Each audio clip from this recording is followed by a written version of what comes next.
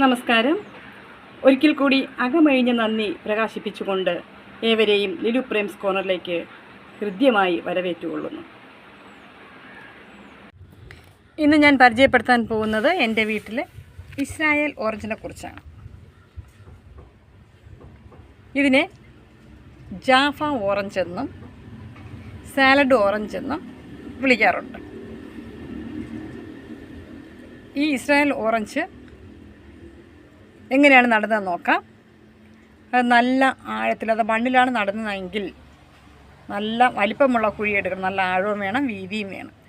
നല്ല ആഴവും വലിപ്പമുള്ള വീതിയുമുള്ള കുഴി എടുത്തിട്ട് അതിൽ കമ്പോസ്റ്റും മണലും മണ്ണും എല്ലാം കൂടെ മിക്സ് ചെയ്ത് ഈ ചെടി നടണം. അതുപോലെ തന്നെ നമുക്ക് ചെടിച്ചട്ടിയിൽ വളർത്തുകയാണെങ്കിൽ ഇച്ചിരി വലിയ ചെടിച്ചട്ടിയിൽ തന്നെ നടാൻ ശ്രമിക്കണം.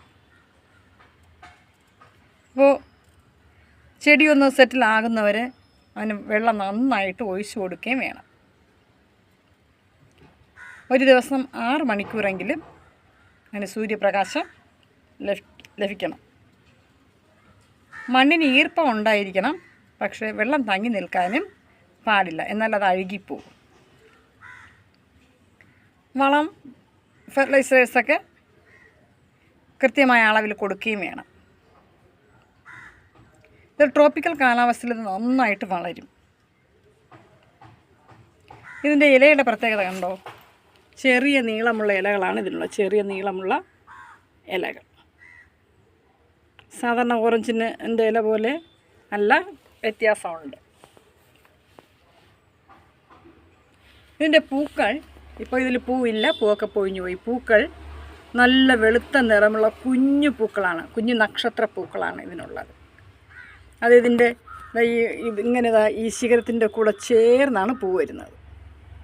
ഈ ശിഖരത്തിൻ്റെ കൂടെ ചേർന്നാണ് പൂക്കൾ വരുന്നത്. കണ്ടോ, ഇതിൽ കായ് നിൽപ്പുണ്ട്. ഇതിൻ്റെ കായകൾക്ക് ശ്രദ്ധിച്ചോളൂ, ഇതിൻ്റെ കായകളെ നോക്കിക്കോളൂ, ഈ ഓറഞ്ചിൽ നോക്കിക്കോളൂ. സാധാരണ ഓറഞ്ചുകൾക്ക് റൗണ്ട് ഷേപ്പാണ്, പക്ഷേ ഇതിൽ റൗണ്ട് ഷേപ്പുള്ളതുണ്ട്, പക്ഷേ ഇതിൽ ഓവൽ ഷേപ്പാണ്. കായകൾക്ക് ഓവൽ ഷേപ്പാണ്. അത് പാകമായി വരുമ്പോൾ ഇളം പച്ച കലർന്ന മഞ്ഞ നിറത്തിലാകും. ഇളം പച്ച കലർന്ന മഞ്ഞ നിറത്തിൽ ആകും. അതായി വരുന്നുണ്ടെന്ന് തോന്നുന്നു കേട്ടോ, സമയമെടുക്കും. ഇതിൻ്റെ ഈ ഓറഞ്ചിൻ്റെ വിളവെടുപ്പ് കാലം എന്ന് പറയുന്നത് നവംബർ മുതൽ മാർച്ച് മാസം വരെയാണ്. നവംബർ മാസം മുതൽ മാർച്ച് മാസം വരെയാണ് ഇതിൻ്റെ വിളവെടുപ്പ് കാലം. എന്നാലും എല്ലാ സീസണിലും ഇതിൽ ഫ്രൂട്ട് ഉണ്ടായിരിക്കും. ആ വിളവെടുപ്പ് കാലത്ത് നിറയെ കാണും, മറ്റുള്ള സമയങ്ങളിൽ വളരെ കുറച്ച് കാണും. ഇതിനെ കണ്ടാൽ നമുക്ക് പെട്ടെന്ന് ചൈനീസ് ഓറഞ്ച് പോലെയാണ് തോന്നുന്നത്, പക്ഷേ ഇത് ചൈനീസ് ഓറഞ്ച് അല്ല. ഇതിൻ്റെ വളർച്ച വളരെ സാവധാനമാണ് ഇതിൻ്റെ വളർച്ച ഉണ്ടാകുന്നത്. നല്ല മധുരമാണ് ഈ ഫ്രൂട്ട് കഴിക്കാൻ. അപ്പോൾ ഈ ഫ്രൂട്ടിൻ്റെ പ്രത്യേകത എന്ന് പറയുന്നത് നമുക്ക് ഇതിൻ്റെ തൊലിയോടുകൂടെ തന്നെ നമുക്ക് കഴിക്കാൻ സാധിക്കും. അതുപോലെ ധാരാളം ഔഷധ ഗുണങ്ങൾ ഈ ഓറഞ്ചിനുണ്ട്. വൈറ്റമിൻസ്, മിനറൽസൊക്കെ ധാരാളമുണ്ട്.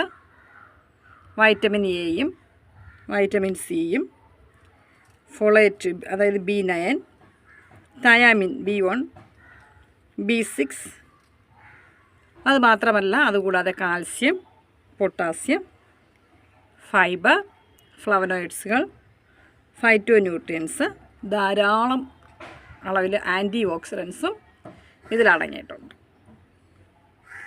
അപ്പോൾ ഇതൊക്കെ നമ്മളുടെ ആരോഗ്യത്തിന് വളരെ നല്ലതാണ്. എങ്ങനെയൊക്കെ നമ്മളെ ഹെൽപ്പ് ചെയ്യുന്നത് വെച്ചാൽ നമ്മുടെ എല്ലുകളുടെയും പല്ലുകളുടെയും ശക്തി, ബലം വർദ്ധിപ്പിക്കുകയും കൊളസ്ട്രോൾ കുറയ്ക്കാൻ സഹായിക്കുകയും പ്രമേഹത്തെ നിയന്ത്രിക്കുകയും, അതായത് ഷുഗർ ലെവൽ കൺട്രോൾ ചെയ്യുകയും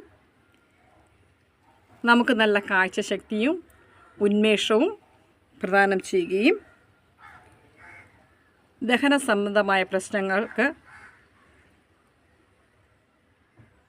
പ്രതിവിധിയായും, അതുപോലെ നമ്മുടെ മൊത്തത്തിലുള്ള പ്രതിരോധ ശേഷി വർദ്ധിപ്പിക്കാനും മുടിയുടെ വളർച്ചയ്ക്കും അതുപോലെ നമ്മൾ യങ്ങായൊക്കെ ഇരിക്കാനും ഈ ഫ്രൂട്ട് നമ്മളെ ഹെൽപ്പ് ചെയ്യുന്നു. അതായത് ഹൃദയത്തെ സംരക്ഷിക്കാനും ഇത് നമ്മളെ ഹെൽപ്പ് ചെയ്യുന്നുണ്ട്. അതുകൊണ്ട് അപ്പോൾ ഇത്രയേറെ ഗുണങ്ങളുള്ള ഈ ഇസ്രായേൽ ഓറഞ്ചിന് നമുക്ക് ഏതെങ്കിലും നഴ്സറിയിൽ നിന്ന് മേടിക്കാൻ കിട്ടുകയാണെങ്കിൽ നിങ്ങളെല്ലാവരും നിങ്ങളുടെ വീടുകളിൽ മേടിച്ച് വയ്ക്കുക. അത് കാഴ്ചയ്ക്കും വളരെ കൗതുകമാണ്, നല്ല രസമാണ് കാണാനും. ഒരു അലങ്കാര ചെടിയായിട്ടും ഇതിനെ വളർത്തുന്നുണ്ട് കേട്ടോ. പക്ഷേ ഈ ഫ്രൂട്ട് നമുക്ക് തോടോടുകൂടെ കഴിക്കാം. അപ്പോൾ ഇത്രയേറെ ആരോഗ്യ ഗുണങ്ങളുള്ള ഈ ചെടിയെ നമുക്ക് കിട്ടുകയാണെങ്കിൽ എല്ലാവരുടെയും വീടുകളിൽ വളർത്താൻ ശ്രമിക്കുക. അതിൻ്റെ കായ കണ്ടല്ലോ, 4 കായ ഇപ്പം നിൽപ്പുണ്ട് കേട്ടോ. പിന്നെ ഇതാണ് ഇച്ചിരി ഏറ്റവും വളർന്ന കായ, വലുതായ കായ. അപ്പോൾ ഈ വീഡിയോ നിങ്ങൾക്ക് എല്ലാവർക്കും ഇഷ്ടമായി എന്ന് വിശ്വസിക്കുന്നു. അടുത്ത വീഡിയോയിൽ കാണുന്നവർ ബൈ.